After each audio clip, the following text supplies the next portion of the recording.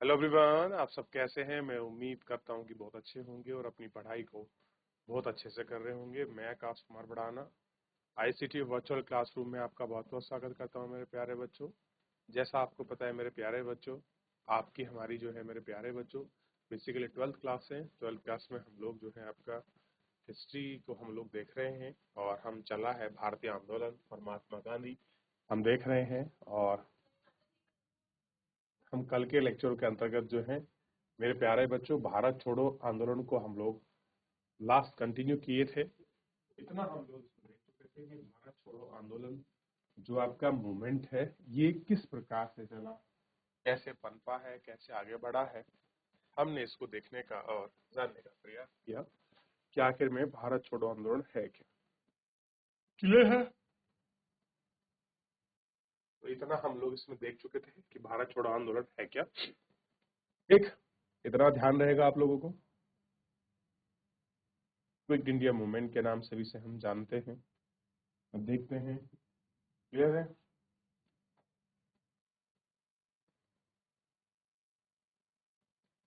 देख लिया यहाँ तक।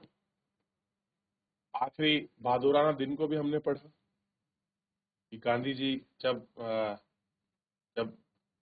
हम आजाद हो रहे थे तो गांधी जी कहाँ थे उस समय। वो गए थे वेस्ट बंगाल और कलकत्ता को जहाँ हिंसा हो रही थी उन हिंसक गांव में वो थे। चलिए,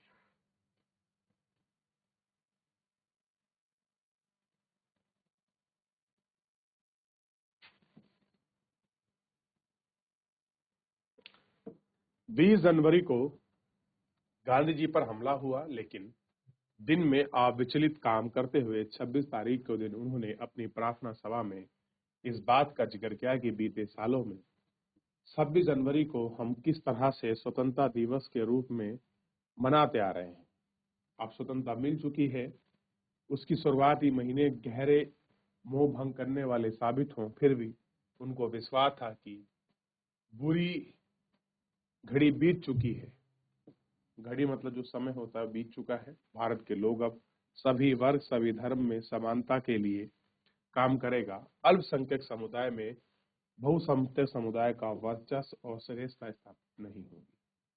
भले ही अल्पसंख्यक समुदाय या प्रभावी था, छोटा क्यों ना हो, उन्हें आशा की जाती थी कि भौगोलिक या राजनीतिक रूप से दो भाग में पड़ चुका है। हृदय को हम सदैव मित्र और भाई रहेंगे, एक दूसरे को मदद या मकसद सम्मान देते रहेंगे। विश्व के लिए हम एक ही होंगे। कैसे हैं? जो विश्व है हम विश्व के लिए क्या होंगे? एक ही होंगे। गांधी जी ने स्वतंत्रता और अखंडता भारत के लिए जीवन भर लड़ना पड़ा। गांधी जी को क्या है, आपका स्वतंत्रता और अखंडता के लिए जीवन भर लड़ना पड़ा। देश विभाजित होता गया और उनकी यह इच्छा थी कि दोनों एक दूसरे के सौहार्द, सम्मान और दोस्ती के संबंध को बनाए रखें। बहुत सारे भारतीयों को यह दृश्य आचरण पसंद नहीं था कि 30 जनवरी की शाम को गांधी जी ने दैनिक प्रार्थना सभा में एक युवा ने उनको गोली मारकर मौत की नींद सुला दी। कहानी कहां से शुरू हुई? गांधी जी कहते हैं स्वतंत्र और अखंड भारत के लिए जीवन भर लड़ूंगा। देश को विभाजित हो गया तो उनकी इच्छा थी कि दोनों देश एक दूसरे के सम्मान और दोस्ती के संबंध बने। भले ही हमारा विभाजन हो गया लेकिन हम एक बने। बहुत सारे लोग और इन्हें देखते हैं उनके अत्याचारों के लिए कुछ समय तक आत्मसमर्पण कर दिया। नाथुराम गोडसे नामक एक ब्राह्मण था जो पुणे में रहने वाला। गोडसे एक चरमवादी हिंदूवादी अखबार का संपादक था। वह गांधी जी को मुसलमान का खुशमदीद यानी के कहकर उनकी निंदा करता था। गांधी जी की मृत्यु से चारों ओर गहरा शोक की लहर दौड़ गई। भारत भर राजनीति के फलक में भावहीन श्रद्धांजलि दी गई। जॉर्ज ऑरवेल, एल्बर्ट आइंस्टीन जैसे विख्यात गैर भारतीयों ने भी उनकी मृत्यु पर हृदय स्पर्श शब्दों के शोक संदेश दिए। एक जमाने में उनकी कथित रूप से बेतुके विचारों में गांधी जी का उपहास करने में टाइम पत्रिका ने भी उनकी बलिदान की तुलना अब्राहम लिंकन के बलिदान से की। पत्रिका कहती है कि एक धर्मोत्तार अमेरिका में लिंकन को मार दिया, लेकिन उन्हें नस्ल, रंग भेद पर मानवता की एक समानता का विश्व है। दूसरी तरफ धर्म हिंदू ने गांधी जी की जीवन लीला समाप्त कर दी, क्योंकि गांधी जी ऐसे कठिन क्षणों में दोस्ती और भाईचारे में विश्वास रखा। विभिन्न धर्मों को मानने वालों के बीच दोस्ती अनिवार्य पर बल दिया। टाइम लिखता है कि दुनिया जानती है कि गांधी जी मृत्यु को वैसे ही मौन धारण कर लिया। इस प्रकार लिंकन की मृत्यु पर भी यह समझना मायने में बहुत गहरा है कि असाधारण काम। कह रहे आप इसको समझें, इसको देखें, ये मायने बड़े गहरे हैं, इनको थोड़ा सा गौर करके आप देखेंगे, चीजें क्लियर हो जाएंगी। कैसे हैं ये मायने बड़े गहरे। ठीक, तो गांधी जी का जीवन का मायना क्या था, वोट से किस तरह का विचार रखने वाला व्यक्ति था, ये हमने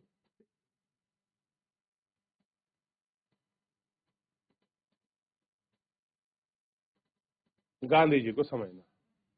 हमारे पास बहुत सारे स्रोत उपलब्ध है जिसके जरिए हम गांधी जी के जीवन, राजनीतिक सफर को राष्ट्रीय आंदोलन इतिहास के सूत्रबद्ध कर।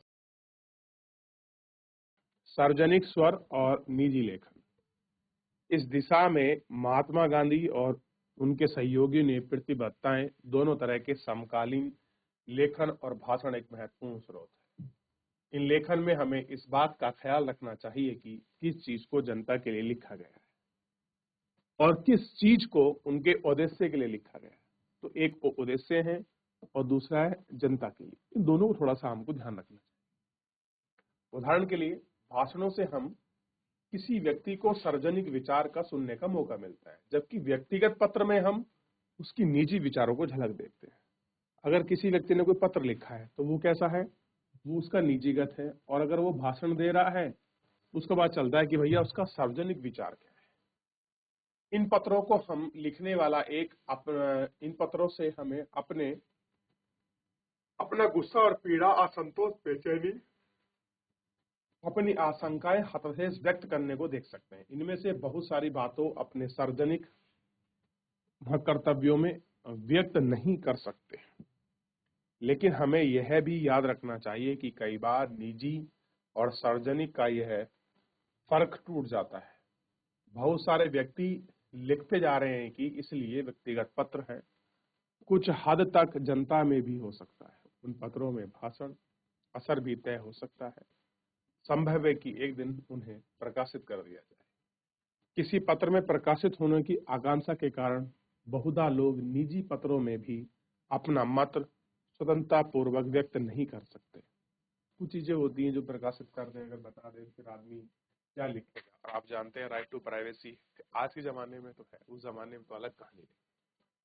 महात्मा गांधी हरिजन नामक अपने अखबार में पत्रों को प्रकाशित करते थे, उन्हें लोगों से मिलते थे। नेहरू ने राष्ट्रीय आंदोलन के दौरान उन्हें पत्र लिखे और पत्रों में एक संकलन तैयार किया। उनसे एक बंच ऑफ ओल्ड लेटर, यानी कि पुराने पत्रों की एक पुल्लिंग का मतलब पुराने पत्र हम इकट्ठे कर लेते हैं, वो बना। क्लियर है। और आप इन घटनाओं को देख सकते हैं किस प्रकार की हैं। ये सारी घटनाओं पर हम लोग बात करेंगे और विचार भी करेंगे। क्लियर है। तो जल्दी से एक बार नजर दौड़ा लीजिए ताकि हम लोग आगे बढ़ सकें। चलिए, तो इतना हमने देखने का और जानने का प्रयास किया। आइए सबसे पहले देखते हैं इस घटना के दौरान जो आपके पत्र हैं उनको पढ़ेंगे। चलिए, देख लिया।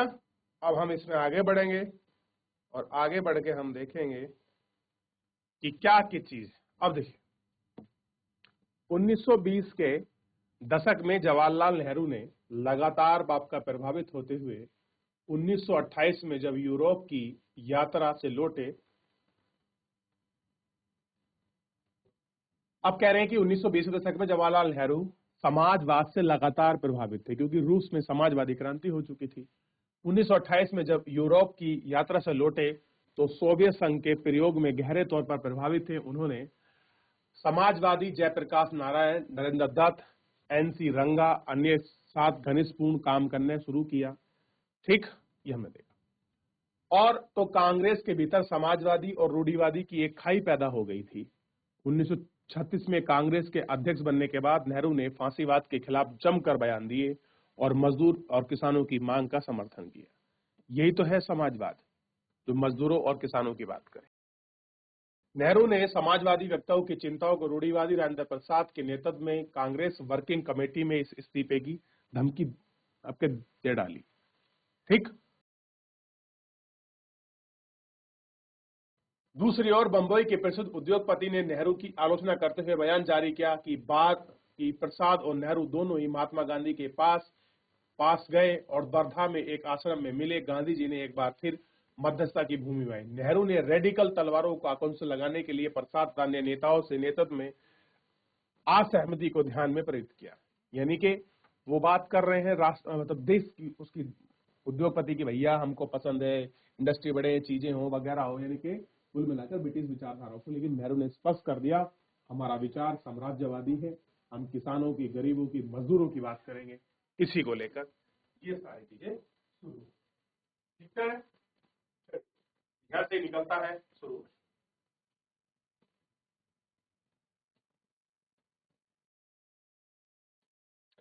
देख लिया, आगे बढ़े।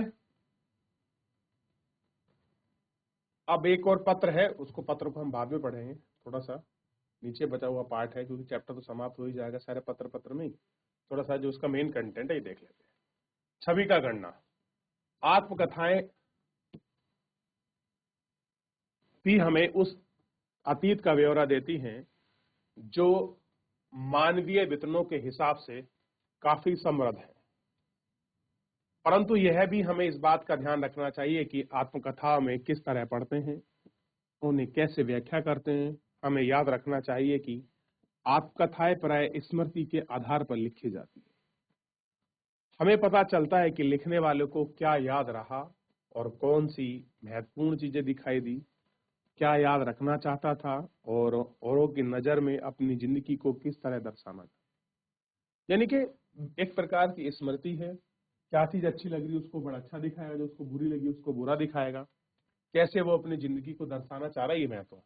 आत्मकथा लिखना अपनी तस्वीर गढ़ने का एक तरीका है। कैसा है? अपनी तस्वीर गढ़ने का एक तरीका है।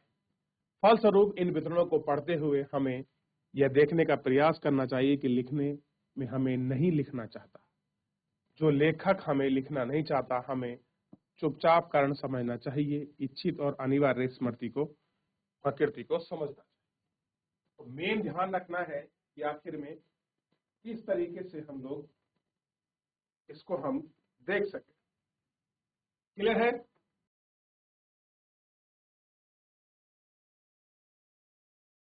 चलिए आगे बढ़े। पुलिस की नजर से औपनिवेशिक शासन ऐसे तत्वों को हमेशा कड़ी नजर रखते थे कि वे अपने विरुद्ध मानते थे। लिहाजा सरकारी रिकॉर्ड में हमें अध्ययन से एक महत्वपूर्ण स्रोत है, जो पुलिसकर्मी तथा अन्य अधिकारी द्वारा लिखे गए पत्र और रिपोर्ट में गोपनीयता होती थी। लेकिन अब ये दस्तावेज अभिलेखागार में उपलब्ध हैं, कोई भी देख सकता है। आइए एक ऐसे ही स्रोत को देखें और 20वीं सदी की शुरुआत में सालों से गृह विभाग द्वारा तैयार की जाने वाली पक्षीय रिपोर्ट, यानी कि हर 15 दिन के पखवाड़े में तैयार होने वाली रिपोर्ट इस दिशा में महत्वपूर्ण थी। ये रिपोर्ट स्थानीय इलाकों से पुलिस की मार्फत करने वाली सूचनाओं पर आधारित थी। यह देखा जाता है कि आला अधिकारी क्या देखते हैं और क्या मानते हैं। राजद्रोह और विद्रोह की संभावना मानते हैं। वे खुद को इस बात का आश्वासन देना चाहते हैं कि आकांक्षाओं के आधार पर नहीं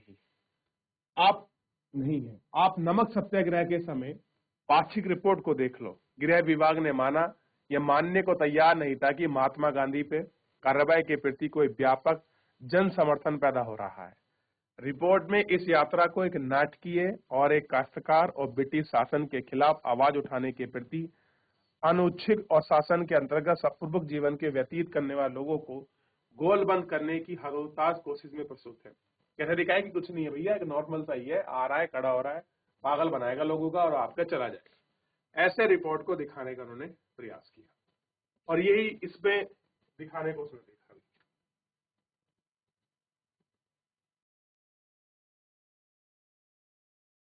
चलिए आगे बढ़े। गृह विभाग की पाक्षिक रिपोर्ट का पहला पखवाड़ा इसमें देखिए।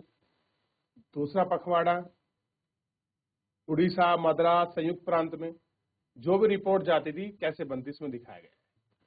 अंग्रेज तथा विभिन्न भारतीय भाषाओं को छपने वाले समकालीन अखबार एक महत्वपूर्ण स्रोत थे जो भारत का महात्मा गांधी की गतिविधियों पर नजर रखते थे, उनके बारे में छापते थे।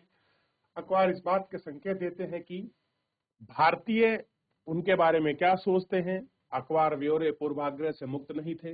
अखबार प्रकाशित करने वालों में राजनीतिक सोच और विश्वास का दृष्टिकोण था। उनके विचार में यह विश्वास था कि रिपोर्ट घटनाओं में किस प्रकार प्रकाशित है। अखबार से निकलने वाले विवरण भारतीय राष्ट्रवादी के अखबार को छापने रिपोर्ट के नहीं हो सकते।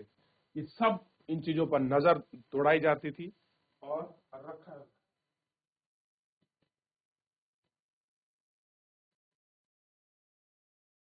आगे बढ़ जाए।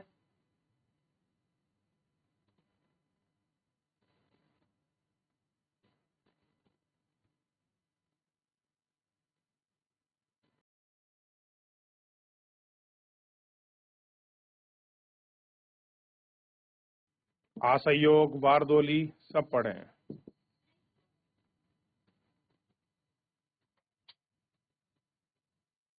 देख लिया इतना।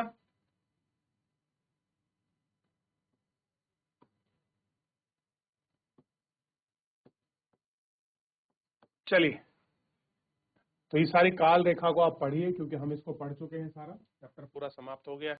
चलिए मेरे प्यारे बच्चों, फिलहाल जो है आज के लिए इतना ही। मिलते हैं नेक्स्ट लेक्चर में। धन्यवाद।